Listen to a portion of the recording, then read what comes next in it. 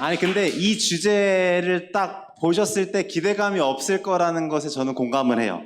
이게 되게 지난주인가 성준이가 저한테 와서 목사님 출산 가지고 무슨 이야기 하실 거냐고 물어봤는데 제가 그때 스포될 것 같아서 얘기는 안 했어요. 그죠? 그때 나한테 물어봤었잖아. 어.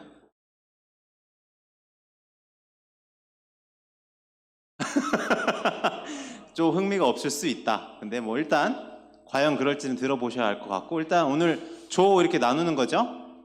한번 네, 네 잠깐만요. 네. 혹시 제가 오늘 이 출산이라는 주제를 가지고 왔을 때 이승민 목사님 무슨 이야기를 하시겠다라는 게 감이 오신 분이 있어요? 좀 대충 이런 얘기 하겠다. 오케이, 전혀 관심이 없는 걸로 하겠습니다. 네. 응? 못 들었어. 왜 다르게 해석하냐고? 이 앞에 있으면 그렇게 돼. 초조해져. 이 사람들 반응 진짜 없네 이러고. 지금 다 하고 있는 거예요, 인원? 말 안 걸게요. 네, 할 거 하세요. 네, 출산 이제 거의 작년에 여러분들이 써내셨던 주제들이 거의 끝이에요. 이거 왜 자꾸 하울링 나죠? 하나, 둘, 둘, 둘. 요거 때문에? 둘, 둘. 하나, 둘, 둘, 둘, 둘, 둘. 네. 제 목소리 크죠? 네, 줄여주세요. 하나, 둘, 둘. 네. 훨씬 낫습니다. 작년에 주제 거의 다 끝났어요. 근데 하나 남았어요. 이제 요거 다음에 여러분들이 작년에 넣은 주제 중에 중독에 관련된 게 있습니다. 그 중독 관련된 거 다음 달에 할 거고 여러분들이 이번에 주제 관련해서 그 줌 링크로 넣으셨잖아요. 기억나시죠? 몇 분 안 넣으셨나? 잠깐만요. 제가 그거 소개해 드릴게요.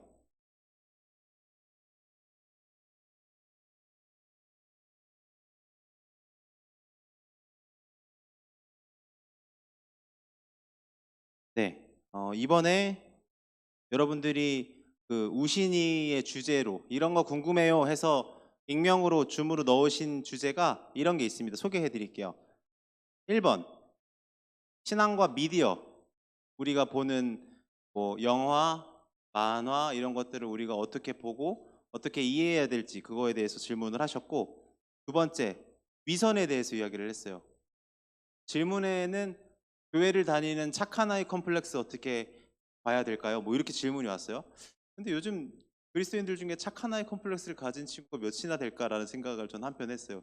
별로 그 관심이 없지 않나? 그냥 그 생각을 했는데 어찌됐건 위선에 대한 이야기를 해볼 거고요.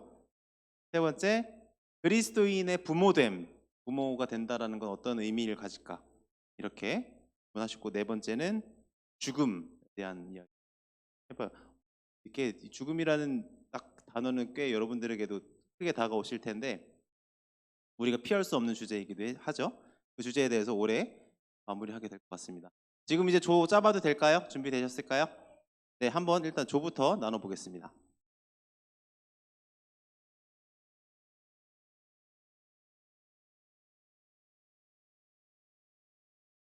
네, 괜찮습니다.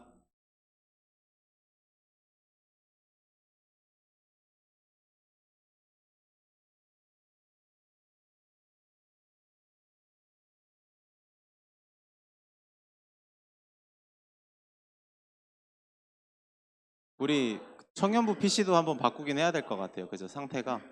근데 여기는 PC 바꿀 거면 다 바꿔야 되나요? 그건 아니에요.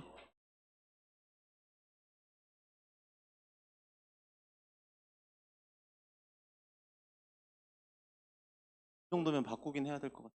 자, 일단 팀부터 한번 돌려보도록 하겠습니다. 한번 돌려주세요. 4개 팀인가요? 4개 팀. 네.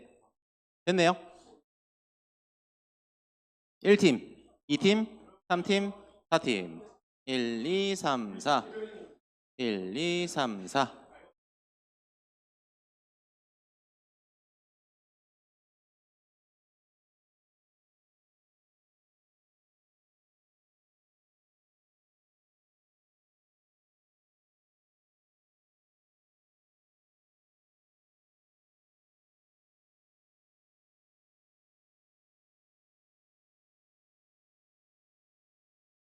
1, 2, 3, 4.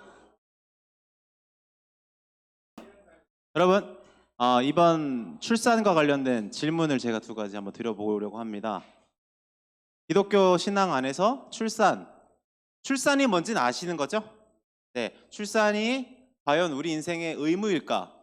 아니면 선택일까? 이게 첫 번째 질문이고요. 두 번째, 되게 재밌는 질문이죠. 하나님은 출산을 기뻐하실까요? Yes or no? 그렇다면 몇 명을 기뻐하실까요? 이것까지 개인의 생각을 조별로 잘 나눠주시고 항상 하는 것처럼 발표자 한 분이 잘 정리하셔서 이 앞에서 이야기해 주시면 되겠습니다. 현재 시간 5분, 6분인데요. 30분까지 이야기해 보시고 저랑은 그때 나눠보도록 하겠습니다. 감사합니다. 네, 저희 4조 발표하겠습니다. 저희 1번은 기독교적으로 보면 대를 잇는 자식이 하나님이 주신 선물이다라는 말씀이 있기 때문에 의무라고 생각하지만 요즘 세상적으로 보면 자신 살기도 바쁘기 때문에 선택이라는 말이 제일 많았고요. 그리고 어떤 분은 그냥 선택이라고 생각한다라고 하시는 분도 계셨습니다. 2번은 기뻐하실 것 같고 몇 명인지는 상관없이 그냥 기뻐하실 것 같다. 다 공통적으로 그렇게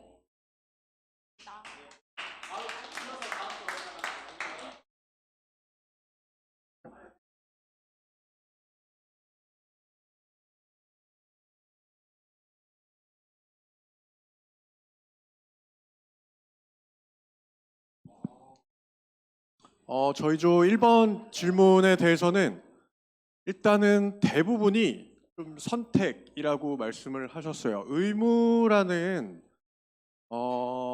그런 의견도 있지 않을까라고 의무라고 이렇게 좀 얘기한 근거에 대해서는 창세기에서 이제 하나님께서 생육하고 번성하라라는 그 말씀을 통해서 의무이지 않을까라는 얘기를 했는데 뭔가 구약 시대에 있어서 그런 어떤 시대관이라든지 자녀에 대한 가치나 이런 부분도 지금 시대에 와서 조금 변한 것 같다. 그때 이제 재산의 성격이 좀 강했는데 그런 얘기도 좀 있었어요. 그래서 지금 저희가 출산에 대해서 그런 여러 어떤 가정을 했어요. 상황을. 그러니까 내가 원하는 출산일 수도 있고 내가 원치 않은 어떤 그런 출산일 수도 있잖아요.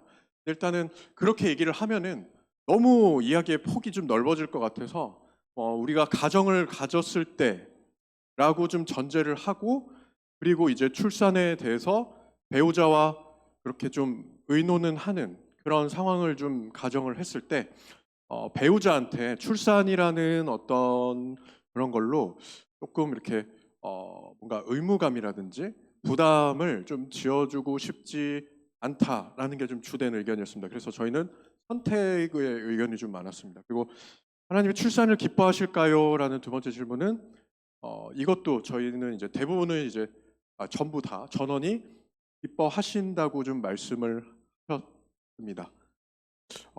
근데 이제 출산을 기뻐하실까요? 라는 질문을 다들 조금 어색하게 좀 받았어요. 그래서 그 이유는 저희가 성경에서 봤을 때 출산은 이제 하나님께서 주도하는 그런 어떤 묘사가 굉장히 많았는데 이 질문은 저희가 출산을 뭔가 주도하는 그런 모습이어서 그런 게 조금 어색하게 좀 느껴졌습니다. 그리고 한 명이어도 하나님께서 그 생명의 탄생을 기뻐하실 거라고 그렇게 생각을 했습니다.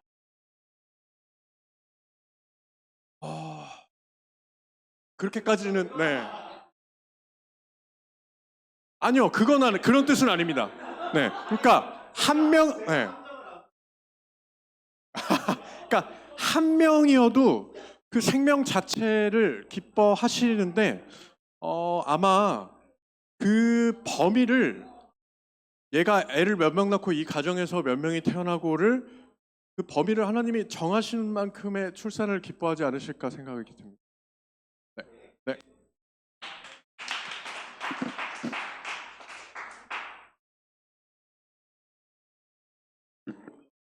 저희 조는 1번에 대한 질문에 있어서는 출산이 의무인 사람이 한 2명 있었고 선택은 4명이 있었는데 일단 의무에서는 창세기 말씀에서 생육하고 번성하라라는 말씀을 인용해서 말씀을 해주셨고 또 그리스도에 인해 대해서 다음 세대를 좀 더 생각하면서 약간 그와 관련되게 말씀을 해주셨고요. 그 다음에 선택으로 말하신 분들 중에는 꼭 자기가 자식을 키울 수 있는 마음가짐에 대한 포커스를 맞췄는데 그래서 선택이 자기가 이렇게 자식을 키울 수 있는 감당을 하면은 뭔가 네, 그 마음가짐이 중요하지 않나라고 네, 말해 주셨고요.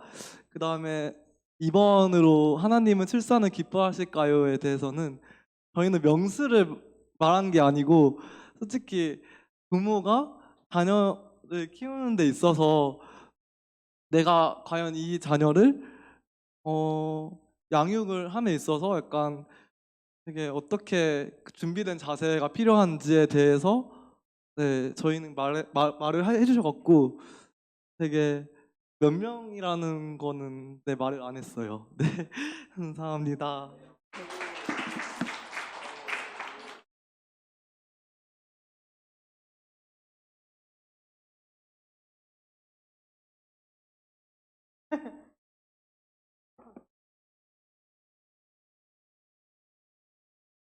저희는 1번 같은 경우에는 대부분이 선택이었고 의무라고 이야기하신 분도 계셨는데 얘기를 하다 보니까 결국에 다 선택으로 이야기를 했습니다. 그래서 선택이라고 이야기를 한 이유로는 뭐 새 생명을 만들어 가는 것은 좋다고 생각하지만 의무는 아닌 것 같다. 부모로서 준비가 안 되어 있을 수 있기 때문에 의무는 아니다. 이런 네, 의견들이 있었습니다. 그리고 선택이지만 대신 낳으면 좋다. 그래서 한 사람 한 사람을 키우는 모습 그런 시간들이 너무 귀하고 그런 성장하는 시간들이 있기 때문에 좋겠다 라는 의견이 있었고 또 의무라고 생각했을 때에 그런 의무라고 생각하면 하나도 기쁘지 않을 것이다. 그래서 이거는 내가 가지고 싶다는 생각이 들 때에 아이를 낳는 것이 맞는 것 같다라는 의견이 있었습니다. 그리고 2번은 하나님은 출산을 기뻐하실까요? 라는 우선 대답에는 모두가 다 예라고 대답을 했는데 그 이유는 새로운 새 생명이 태어났기 때문에 기뻐하실 것 같다. 그리고 또 이제 예배할 수 있는 사람이 한 명 더 늘어나서 기뻐할 것 같다. 그다음에 이제 출산이라는 행위보다도 아이를 낳고 키워나가는 그 시간들을 기뻐하시지 않을까. 그래서 이제 아이를 뭐 사랑하고 헌신하는 이런 모습들을 기뻐하시기 때문에 결국은 출산을 하면 기뻐하시지 않을까. 그러니까 사실 출산보다도 그런 낳고 난 이후에 그런 모습을 더 기뻐하시지 않을까 하는 생각이 또 네, 나눴고요. 몇 명을 기뻐하실까요? 라는 질문에는 전 이 질문이 잘못됐다. 이건 출제자의 잘못이다. 이거 말도 안 되는 질문을 가지고 오셨다. 에?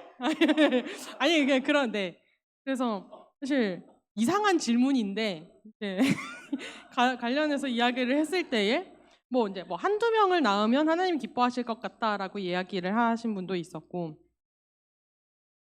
또 뭐가 있었지? 인원보다도 그냥 뭐 한 명이든 아니면 뭐 여러 명이든 그냥 책임감 있게 잘 키워나가는 것이 더 중요하고 그 모습을 더 기뻐하시지. 그래서 네. 꼭 아이가 없더라도 그냥 그냥 부부가 또 책임감 있게 서로 잘 살아나가면 그것도 충분히 기뻐하실 것이라고 생각을 한다. 빠진 거 없겠죠? 네, 이상입니다.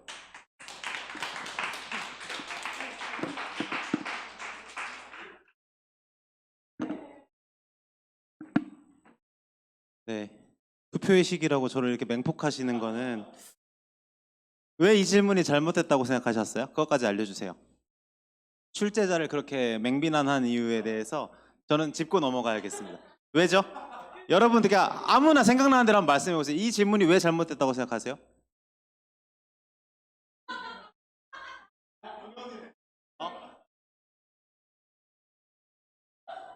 왜 잘못된 질문이에요? 아니요, 누구든 이거 왜 잘못된 질문이죠? 안 주시는 가정이 있어서. 오케이, 예리하죠? 또 이 질문이 잘못된 이유. 원치 않는 출산이 있기 때문에 몇 명을 헤아리는 건지는 아니 요 아래 구간 요 몇 명을 기뻐하시는지 요 질문이 잘못됐다는 거잖아요, 그죠? 명수로 따지는 게 잘못됐다는 거잖아요. 왜예요? 네, 재석 형제. 네.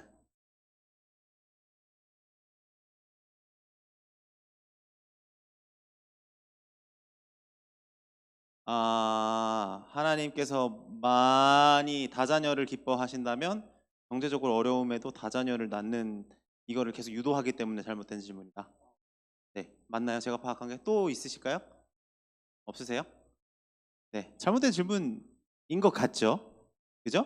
오늘 제가 나누는 이야기를 한번 잘 나눠 함께 교제하면서 좀 이야기를 했으면 좋겠는데, 제가 미리 앞서서 한 가지를 말씀드리자면, 여러분 제가 이 앞에서 말하는 게 100% 옳지 않습니다. 저는 어떤 견해와 어떤 통계 자료나 이런 걸 가지고 제 나름의 제 신앙관을 가지고 여러분과 이야기를 하는 사람이지만, 이렇게 대화를 하는 것이 중요한 이유는 저렇게 생각할 수 있구나를 우리가 생각함으로써 내가 잘못된 쪽으로 치우쳐져 있다면 조금 조율할 수 있는, 그러니까 저와 함께 이 시간을 가질 때 승민 목사가 저렇게 말했으니까 무조건 저기 오라 이런 식으로는 당연히 안 하시겠으나, 그렇게 듣지 마시고 여러분들의 좀 생각을 이렇게 날카롭게 빚어가시는 시간이 되셨으면 좋겠습니다. 1번 질문, 출산이 의무인가 선택인가? PPT 한번 넘겨주세요. 자, 여기 창세기 말씀 아까 말씀하셨죠. 생육하고 번성하라 1장 28절의 말씀이 곧 아이를 낳아라 라는 의미인가? 이것에 대해서 좀 생각을 해봐야 될 것 같아요. 하나님께서 인간을 만드시고 창세기 1장에서 인간에게 생육하고 번성하라 라고 명령하셨는데, 이것이 아이를 낳아라 라는 명령일까를 생각해 봐야 된다라고 저는 봐요. 왜냐하면 출산이라는 것이 원래는, 여러분 이 질문 자체가 왜 어렵냐면, 원래는 애초에 출산이 선택의 구간이 아니었잖아요. 그죠? 20세기 전까지만 해도, 피임 기술이 발달하기 전까지만 해도 출산은 선택의 영향력이 있지 않았죠. 결혼하고 관계를 맺으면 임신을 하고 출산하는 거죠. 이 굉장히 자연스러운 과정에서 어느 순간부터 이게 인간의 선택의 구간에 들어온 겁니다. 그래서 일단 이 생육하고 번성하라는 말씀을 아이를 낳아라 라는 명령으로 해석을 한다면 요거는 조금 무리가 있는 게, 왜냐하면 이 창세기 1장이 딱 가리키는 그 시대적 배경에서 출산은 너무 당연한 거였어요.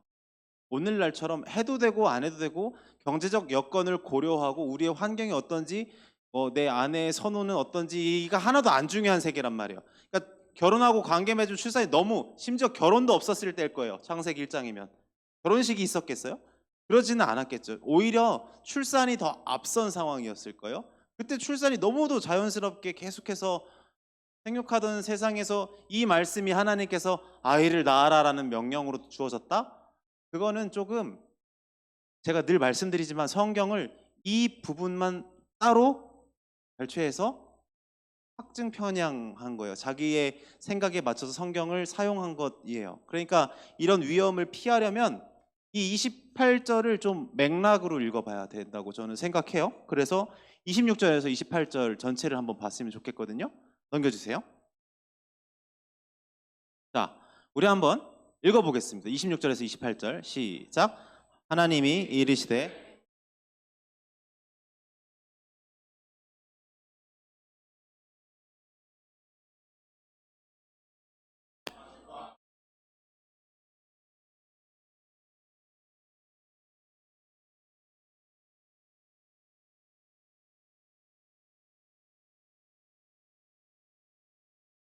하나님이 그들에게 복을 주시며 하나님이 그들에게 이르시되 생육하고 번성하여 땅에 충만하라. 땅을 정복하라. 바다의 물고기와 하늘의 새와 땅에 움직이는 모든 생물을 다스리라 하시니라. 아멘. 자, 26절에 하나님께서 사람을 만드시려는 의도, 이유가 나와요. 26절에서 뭔 것 같아요? 하나님께서 우리의 형상을 따라 사람을 만들자고 할 때 이유가 있어요. 왜 만드신 거예요? 저와 여러분들 만든 목적이. 바다의 물고기와 하늘의 새와 가축과 온 땅과 땅에 있는 모든 것을 다스리게 하자가 목적이에요. 맞습니까? 그리고 27절에 하나님의 형상대로 사람을 창조하셨고 그 뒤에 복을 주시며 그들에게 이르시되 생육하고 번성하여 땅에 충만하라. 땅을 정복하라. 바다 물고기와 이 구간이 뒤에 또 나와요.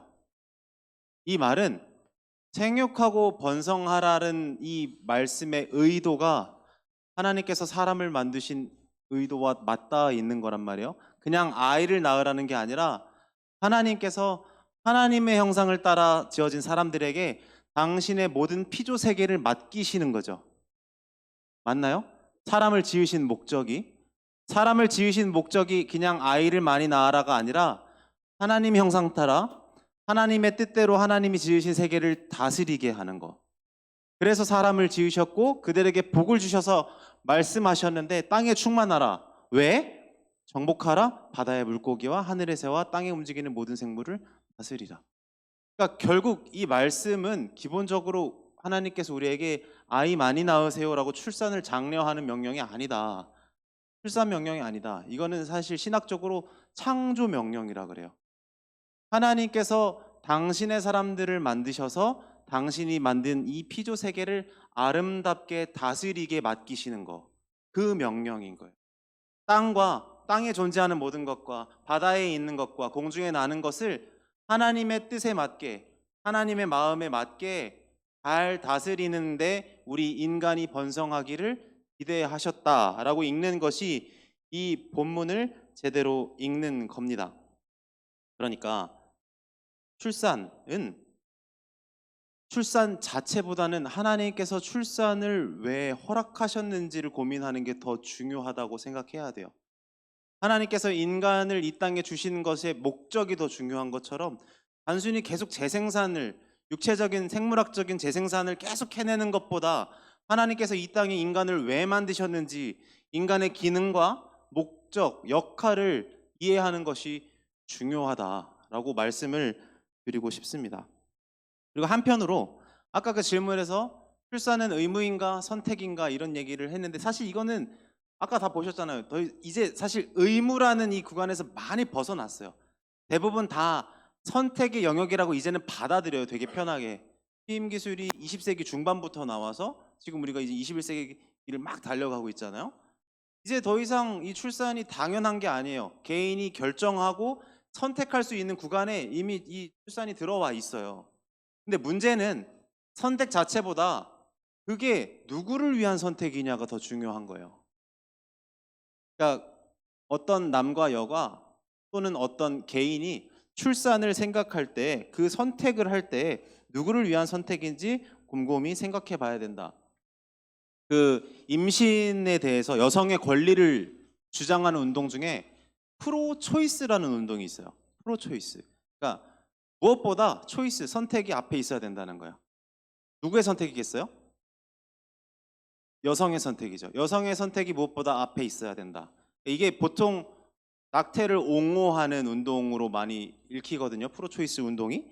그런데 여러분 이 프로초이스 운동을 함부로 비판할 수가 없어요. 여성의 선택을 존중하는 운동을 함부로 비판할 수 없는 이유가 뭐겠어요? 아까 저기서 잠깐 얘기하셨는데. 네, 성범죄 하나 있고요. 또 뭐가 있을까요? 그렇죠. 그것도 있죠. 그러니까 건강상의 위험이거나 성범죄로 인한 어떤 임신이 되었을 때 여성의 권리를 충분히 보호하고 여성의 선택은 존중받아야 된다라는 입장이 있어요. 근데 이것에도 의견이 분분합니다. 예컨대 20년도인가? 얼마 안 됐어요. 인도네시아에서 11살짜리 여자아이가 삼촌에게 성폭행당해서 임신을 했는데 그때 거기가 카톨릭으로 굉장히 강성이었어요. 아이를 어떻게 했을까요? 낳았죠. 낳을 수밖에 없는 상황이었어요. 그리고 산모가 죽었습니다. 자, 근데 이런 상황에서 우리는 고민하게 되는 거예요. 그 무엇을 위해 낳아야 하는가? 저게 진짜로 하나님께서 기뻐하시는 일인 건가? 종교 지도자들이 정말 그 11살짜리 아이가 강간으로 인해 생긴 아이를 낳도록 말하는 것이 종교의 역할인가? 라는 의문을 던져줬던 사건이었거든요. 근데 이런 계기가 여러분 너무 많아요. 너무너무 많습니다. 이런 상황에서 이런 운동이 갖는 역할이 있다고 생각해요. 예를 들어 건강상의 이유로 또는 성범죄에 의해서 임신을 한 여성에게 그럼에도 너는 그 아이를 낳아야 된다라고 말하는 분들은 지금 뭔가를 간과하고 있는 게 있는데 그게 만약에 본인의 가족이라면 그렇게 판단할 수 있을지 생각해 봐야 되고 둘째로 그렇게 말하는 것 자체가 1차 폭력에 이은 2차 폭력이라는 걸 이해해야 돼요. 그러니까 이런 것을 상기시키는데 이런 프로초이스 운동은 굉장히 중요한 역할을 합니다. 이런 케이스를 제외하고 이렇게 극단적인 케이스를 제외하고 그냥 무절제하고 그저 계속해서 반복적인 그 무책임한 성관계에 의한 낙태를 반복하는 자들이 말하는 초이스, 선택은 저는 신학적으로 정당화될 수 없다고 봅니다. 그게 어떻게 정당화될 수 있을지 모르겠어요. 일단 뭐 감정적으로, 신앙적으로, 윤리적으로 다 둘째치고 일단 논리적으로도 말이 안 되는 것이 나는 내가 하고 싶은 대로 했어요. 이건 내 자유고 내 선택이에요. 그래서 이 안에 있는 태아를 죽여도 된다는 거잖아요. 이거는 위계상 말이 안 돼요. 내가 더 큰 사람으로서 작은 자의 권리를 빼앗는 선택이에요. 이게 가능하다면 반대로 나보다 더 큰 사람이 내 인생의 생사 여탈권을 쥐어도 할 말이 없다는 의미거든요. 그거는 논리상 불가능한 거예요. 그러니까 저는 그들이 논리상으로도 가능하지 않은 그 논리가 신학적으로 정당화된다라고 생각은 하지 않습니다. 그러니까 선택에 대해서 이야기하는 것은 굉장히 예민하고 또 중요한 구간인데 그럼에도 불구하고 저는 오늘날 우리가 기독교 신앙 안에서 이 출산에 대해서 선택의 문제가 되는 것이 필연적이라고 생각해요. 왜냐하면 그 이대 교수님 중에 최재천 교수님이라는 요즘 하신 분인데 그분이 이 출산 관련에 대해서 찍은 영상이 있어요. 한번 보시면 좋은데 출산을 선택할 수밖에 없는 상황이 왔다고 보세요. 그분은 심지어 그 썸네일이 굉장히 자극적이에요. 오늘 같은 때 애 낳는 거는 바보다. 이렇게 생존 전략으로 너무 치명적이라는 거예요. 오늘같이 한국 사회에서 생존적으로 힘든 상황에서 아이를 낳는 것이 그렇게 지혜로운 방편일까? 사람들은 생존 전략으로 아이를 안 낳고 있다. 그래서 지금 전 세계에서 저희 나라가 출산율 꼴찌인 건 아시죠? 꼴찌 정도가 아니라 이 출산율 관련해서 사우스 코리아 이즈 오버라는 대한민국은 끝났다라는 유튜브 영상이 세계적으로 엄청난 이슈가 된 적이 있어요. 다 출산율 관련된 문제. 근데 제가 말씀드린 거 근데도 왜 선택의 문제인 거냐? 지금 한국 사회에서 출산에 대한 문제는 굉장히 여러 가지랑 얽혀 있는데 첫 번째는 그 부동산 문제입니다.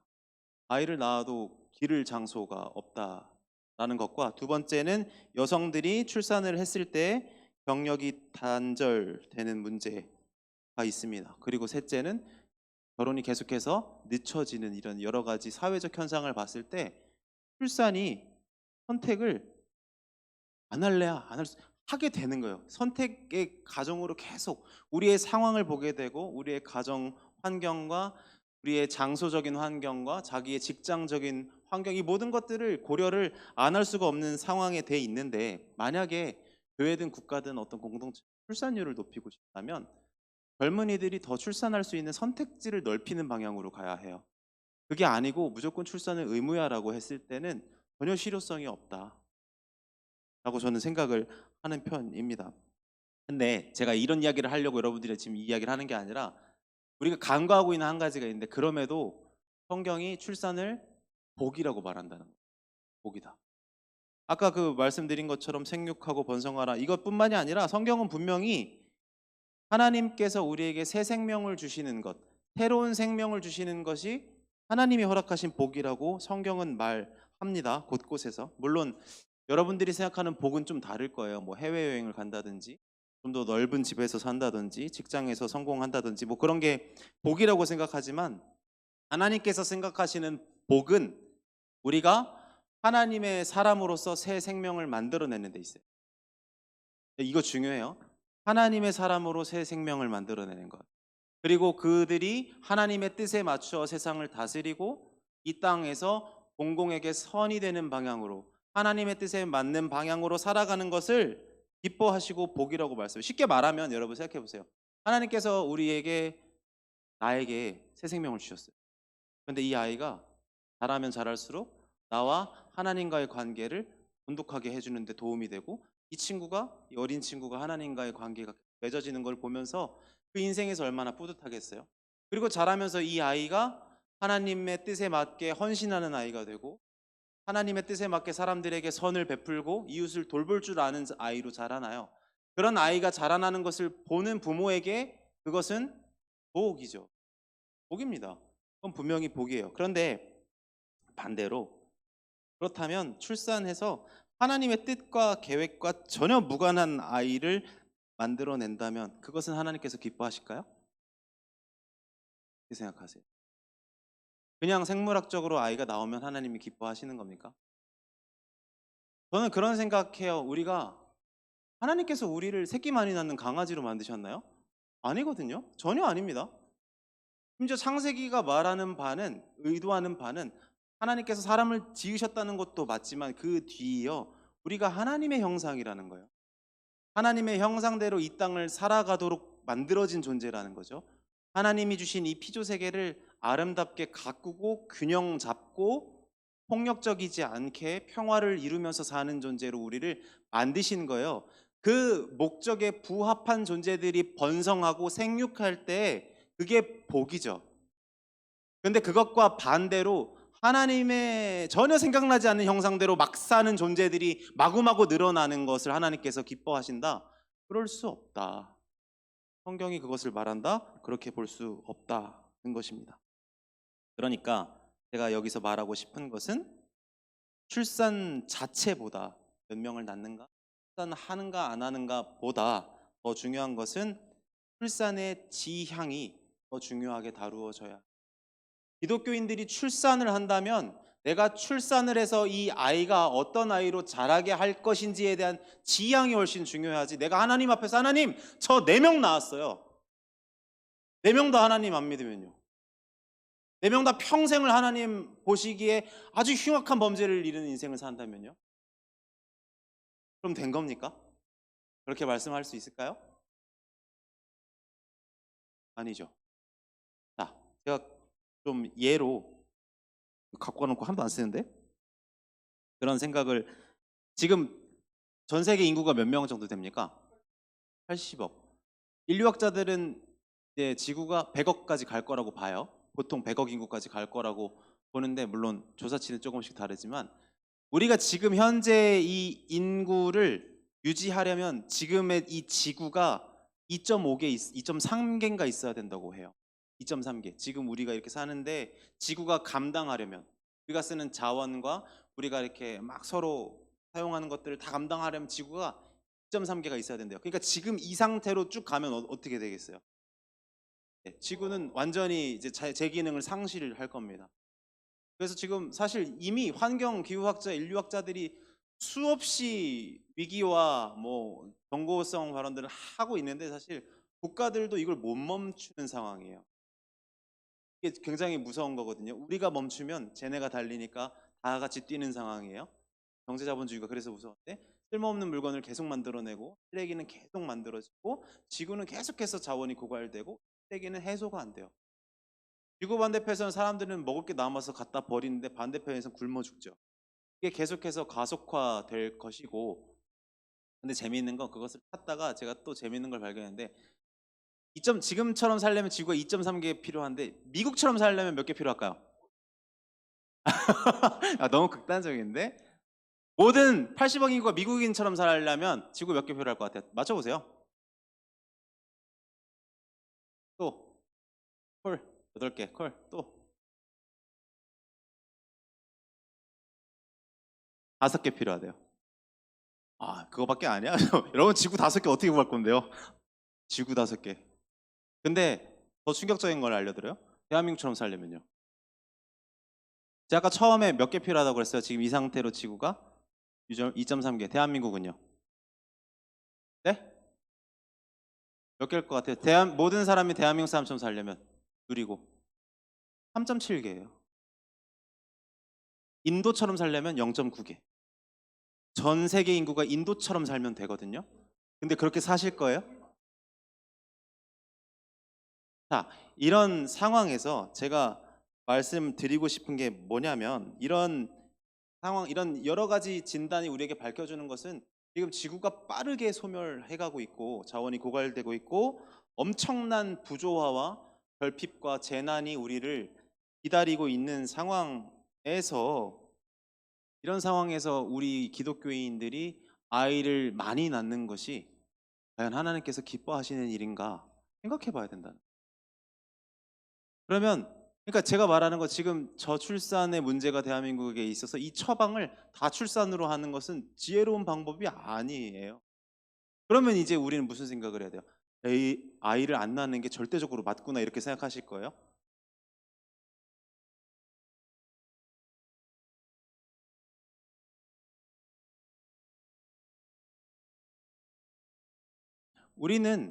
저는 그렇게 생각해요. 여전히 우리에게 하나님께서 성경 말씀을 통해 우리가 생각하게 해주시는 구간이 있다고 생각하는데 여전히 창세기의 창조 명령은 우리에게 유효해요. 하나님이 주신 이 땅과 피조 세계와 바다에 있는 물고기와 공중에 나는 새들을 생육하고 번성하게 하는 역할로서의 하나님의 형상들이 우리라는 사실은 유효하죠. 유효합니다.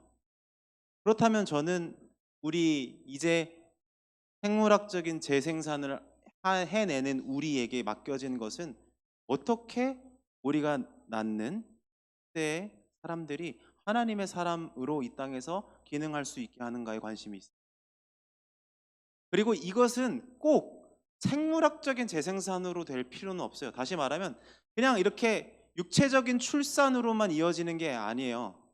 그렇지 않습니까? 사회적인 출산도 있어요. 뭐겠어요? 세상 속에서 여러분들이 교사로 또는 어떤 직업을 가지셨던 하나님의 뜻에 맞게 누군가를 훨씬 생각해 볼 수 있는 하나님의 형상에 맞게 어울리는 사람으로 만들어내는데 헌신하실 수 있어요. 그게 사회적 출산이죠. 그리고 기독교인들은 이 사회적 출산을 직장에서 하는 것을 넘어서 영적 출산을 해내는 사람들이에요. 여기서 교회 학교에서 헌신하시는 분들이 영적 출산이에요. 우리에게 맡겨진 아이들을 하나님의 사람으로 길러내고 내가 먼저 하나님의 부모로 영적 부모로 잘 성장해내고 그들을 잘 길러내는 것은 하나님 보시기에 너무도 중요한 출산이라고 저는 생각해요.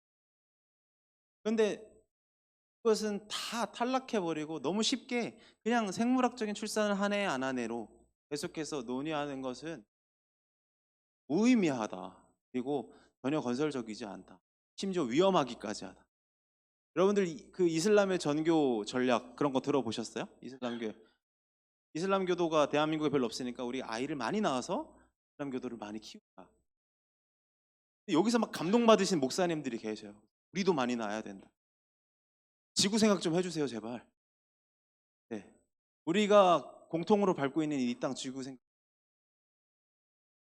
우리가 지금 기독교인들이 관심을 가져야 되는 건 우리의 교세를 얼마나 크게 확장할 것이냐가 아니라 우리가 하나님의 형상으로 이 땅을 하나님께서 맡기신 대로 다스리는데 우리가 어떻게 헌신해야 될까에 주목해야 되는 거죠. 이것에 제 말에 말씀 처음 드렸지만 제 말에 동의하지 않으시고 아이 목사님 아니에요. 저는 무조건 많이 나을 거예요. 하셔도 돼요. 지금 같은 경우는 좀 하셔도 된다고 봐요. 그런데 다 그럴 수 없어요. 우리가 하나님 주시는 그 출산, 육체적 출산이라는 아름다운 복을 경험하는 것처럼 우리 청년들께서 사회 각 처에서 사회적 출산을 계속해서 해내시는 분들이 경찰인 사람은 경찰의 역할을 다하고 군인인 사람은 군인의 역할을 충분히 해내고 또 교사이면 교사의 역할을 해내고 목사이면 목사의 역할을 하는 것. 어떻게? 하나님의 뜻에 맞게, 하나님의 마음에 맞게, 하나님께서 이 땅을 맡기신 것에 부합하게 해내는 것. 그리고 여러분들 형제 자매님들에게 맡겨진 것이 또 하나, 영적 출산을 해내는 것. 교사 그냥 20살 되면 하는 거 아니죠. 네, 절대 아닙니다. 우리가 아이들을 하나님의 마음으로 길러낸다는 것, 엄청난 끈기가 필요하고 참을성이 필요하고 고기 굽는 법도 필요하고 막 오늘처럼 막 제 그 뭐랄까 수명을 갉아먹는 듯한 이런 고기 굽기의 스킬도 필요합니다, 여러분. 근데 이걸 왜 하는 거예요? 우리가 하나님의 사람들을 만들어내. 내게 내 인생에 득이 1도 안 되지만, 내가 이 자본주의 사회에서 돈을 벌거나 성공하는데 도움이 1도 안 되지만 하나님께서 내게 맡기신 이 땅에서의 하나님의 형상으로서의 역할과 기능을 하려고 영적 출산을 위해 해산의 고통을 하는 거예요. 그러니까 제가 말하고 싶은 건 출산은 여성들만의 몫이 아니라는 거예요. 출산은 특히 남성들의 몫이기도 하다. 집에서 아빠는 돈만 벌어오면 되지. 그럼 뭐하러 아빠를 해요? 주식 투자자가 아빠가 낫지. 잘 버는 사람 않습니까? 아닙니다. 우리는 하나님의 사람 불러내고 사회적인 장소에서, 영적인 장소에서 어른으로, 청년으로 우리의 후대를 길러내는데 하나님의 뜻을 구하면서 살아가는 지혜로운 청년들이, 그런 성숙한 청년들이 되셨으면 좋겠다 라는 생각으로 오늘 이 주제, 출산에 대한 이야기를 마쳐봤으면 좋겠습니다. 마치기 전에 제가 지금 읽고 있는 책인데, 당신대 김호경 교수님이 쓰신 책인데요. 출산과 관련은 없지만 한번 들어보세요.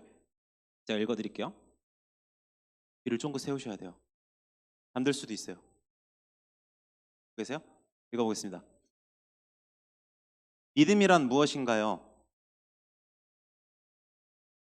음악 잠깐 뮤트해 주셔야 될 것 같아요. 어딩이 섞일 것 같았어. 믿음이란 무엇일까요? 믿음은 단지 교리적 고백에 머물지 않습니다. 믿음은 역사에 대한 응답입니다. 역사란 지금 우리가 살아내고 있는 현장입니다. 그 현장에서 일어나는 무수히 많은 일이 역사의 덩어리를 이룹니다. 그 현장에서 세상의 요구나 질서가 아니라 하나님의 뜻에 순응하는 것이 믿음이라면, 믿음은 역사 속에서 하나님의 뜻을 찾아 그것을 이루는 일입니다. 우리가 사는 현실에서 하나님의 뜻으로 응답하는 것이 믿음입니다. 그 믿음을 통해서 우리는 역사 안에서 또 하나의 새로운 역사를 일굽니다.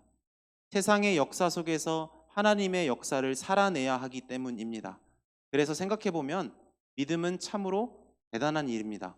그것은 새로운 역사를 개척하고 도전하며 모색하고 뚫고 나가는 것이기 때문입니다. 이런 이야기를 하십니다. 제가 이 이야기를 안 가져오고 읽어드린 것은 하기 위함이기도 하지만 그런 생각을 합니다. 신앙, 그러니까 믿음이라는 건 우리가 교회 학교에서 만난 선생님들이나 부모님이 하셨던 그 모습을 제가 그냥 똑같이 반복하는 것이 아니라고 생각합니다. 신앙이라는 것은 저와 여러분들이 경험하고 마주하고 있는 오늘의 이 현실, 이 역사 속에서 하나님의 뜻을 다시 한번 생각해내고 하나님의 뜻에 맞게 행동하는 것입니다. 그래서 믿음은 대단한 것이면서 어려운 일입니다. 믿음은 저와 여러분들의 관심을 필요로 하는 것이고, 믿음은 단순히 제가 여러분들에게 준다고 여러분들이 받을 수 있는 종류의 것이 아닙니다. 믿음은 청년의 때 그래서 더욱 치열하게 고민하셔야 되고, 여러분들의 삶의 비전을 위해서 생각해보고 결정하셔야 되는 게 믿음. 여러분들 안에 어떤 교리가 얼마나 많은 신앙 고백이 있을진 모르겠으나 오늘 우리에게 주어진 역사 속에서 하나님의 뜻을 순응해 가는 법을 배우지 않는다면 어느 순간에 여러분들 안에 있는 이 교리가 아무 능력이 없다는 걸 깨닫게 될. 그래서 마지막으로 이 우신이에 대한 광고, 책에 대한 광고를 하자면, 신앙은 배우는 것이다. 배울 수밖에 없다. 우리가 하나님의 은혜로 부름받은 자들이지만 처음에는 여러분 보세요. 유치부에서 애들 얼마나 예뻐요. 초등부 애들 얼마나 예뻐요. 다 괜찮다. 다 괜찮잖아요. 청년 때 다 안 괜찮아요. 어떻게 다 괜찮을 수가 있어요? 야 괜찮아. 야 아직 오줌을 싸도 괜찮고 여기서 오줌 싸면 전 내쫓을 거예요. 근데 무슨 말 하는지 아시겠어요? 하나님께서 당신의 아들 예수 그리스도를 통해서 저와 여러분들의 도저히 감당 안 되는 죄와 오류들을 이미 감내해내신 것은 계속 그 죄를 저지르라고 내버려 두시는 게 아니라 성장하라는 거예요. 그 크신 사랑 안에서, 그 크신 자비와 긍휼 안에서 위험하지만 고민해보고 도전하고 하나님의 뜻을 찾아서 생각해보고 이 안전한 공동체 안에서 교제함으로 자기 삶을 조금씩 꾸겨나가라는 거예요. 그래서 나중에 하나님께서 기뻐하시는 어떤 출산의 열매들을 우리가, 그래서 바울이 그런 얘기해요. 내가 너희를 위하여 해산의 고통. 그럼 바울이 임신했어요? 아니거든요. 그러니까 그 얘기가 영적 출산을 얘기하는 거예요. 내가 너희들을 위하여, 너희 교인들을 위하여 해산의 고통을 겪는다라는 말이 딱 그 의미인 거예요. 바울이 무슨 말 더럽게 안 듣잖아요. 그죠? 맨날 싸우고 편가르고 그럼에도 그들을 품어 안고 자라는데 교제하는데 바울의 역할이 일단의 역할이라면 여러분들이 성경을 읽는 거 바울을 읽는 그런 모습들을 통해서 오늘 내가 이 자리에서 무엇을 할 수 있을지. 그래서 저는 항상 여러분들에게 제가 어느 문제든 간단하고 명료한 답을 던져드릴 수 없다고 생각하는 사람입니다. 왜냐하면 저와 여러분들의 삶의 정황이 다르고 각자가 처한 처소가 다르고 만나는 사람들이 다르고 지위가 다 다를 겁니다. 그렇다면 그 자리가 우리의 과제의 자리겠죠. 제가 하나님의 사람으로 하나님의 형상으로 어떤 결정을 하는 것이 하나님께서 기뻐하시는 일인가, 영적인 해산의 고통을 하는 일인가 고민하면서 있습니다. 함께 하나님 안에서 크신 사랑 안에서 계속해서 더디지만 배우고 흘렸어도 바지에 오줌 쌌어도 옷 갈아입고 밥 한번 엎었어도 다시 받아서 먹고 좀 그런 잘못된 발걸음을 서로 좀 받아들여 가면서 우리에게 맡겨주시 잘 걸어내시는 혹시 질문 있으시면 역시 제가 너무 잘 말한 거죠? 제가 기도하겠습니다.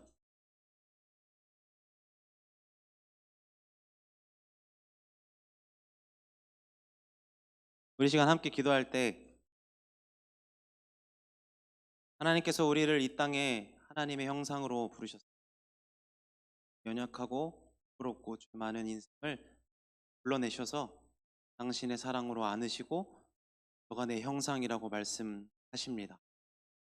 하나님, 오늘 우리가 처한 현실이 쉽지 않습니다. 단순하지 않습니다. 이 안에서 우리의 마주한 현실 안에서 하나님께서 우리에게 말씀하시는, 하나님께서 기뻐하시는 우리가 할 수 있는 해산의 고통을 감내할 수 있는 우리 자신, 우리 모두가 되게 하여 주시옵소서. 각자 잠깐 기도하겠습니다. 할렐루야. 하나님,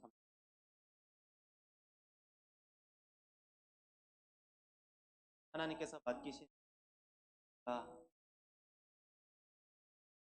모든 과정이 하나님께서 기뻐하시는 음악을 우리가 보게, 하나님께서 마련하신 우리가 발견하게, 하나님께서 우리를 부르시고 우리를 지으신 이유 발견하게 될 것입니다. 하나님, 주님의 그 크신 사랑 안에서 조금씩 성장하고 자라나는 우리의 모두가 되게 하여 주시옵소서. 오로지 우리의 개인의 자유와 개인의 선택에만, 우리의 개인의 호불호에만 관심을 갖고 살아가는 인생 아니라 하나님께서 우리에게 맡기신 이 세계와 이 모든 피조물들을 하나님의 마음에 맞게 다스리고 우리의 탐욕을 절제하며 우리에게 주신 이 모든 세계를 아름답게 볼 수 있는 눈을 주셔서 하나님의 사람으로 조금씩 빚어지는 우리 귀한 청년들 되게 하여 주시옵소서. 우리 인생 가운데 맡기신 많은 사역이 있습니다. 많은 일들이 있습니다. 그 안에서 우리가 하나님의 사람으로 지어지는 놀라운 역사를 경험케 하옵소서. 하나님의 사람으로 살 수 있는 지혜와 용기를 주시옵소서. 더디지만 조금씩 하나님의 마음에 맞게 지어지는 귀한 인생들이 되게 하여 주시옵소서. 우리의 걸음걸이가 어설프지만 주님의 놀라운 은혜 가운데서 용기 내어 걸어가는 각자의 인생이 되게 하여 하나님 감사합니다. 날마다 우리 인생을 주님의 크신 은혜와 사랑 가운데 걸어가게 해주심에 감사합니다. 자격 없는 우리에게 한없는 은혜를 베푸셔서 하루하루 살 수 있는 힘을 주시고 시간을 주시고 만날 수 있는 자들을 허락하시며 먹을 수 있는 음식과 일할 수 있는 일터를 허락해 주셔서 감사합니다. 그 모든 역사가, 그 모든 현실이 우리가 하나님의 사람으로 하나님의 형상으로 조금씩 빚어지는 자리인 줄로 믿습니다. 하나님 더디지만 조금씩 성장케 하시며 우리의 아름다운 열매를 미리 보고 계시는 하나님께 믿음과 용기를 얻어가며 한 걸음씩 걸어나가는 귀한 형제 자매님들 되게 하여 주셔서 귀한 시간 하나님의 목소리에 귀를 기울이며 우리의 마음과 생각을 온전히 아버지께 맡겨드리는 각자의 인생 가운데 하나님께서 넘치도록 은혜를 베푸시사 두려운 현실을 용기 내어 걸어갈 수 있도록 날마다 인도하여 주시옵소서. 오늘이 모든 시간 함께 계신 주님 감사드립니다. 거룩하신 예수님의 이름으로 기도합니다. 수고 많으셨습니다. 감사합니다.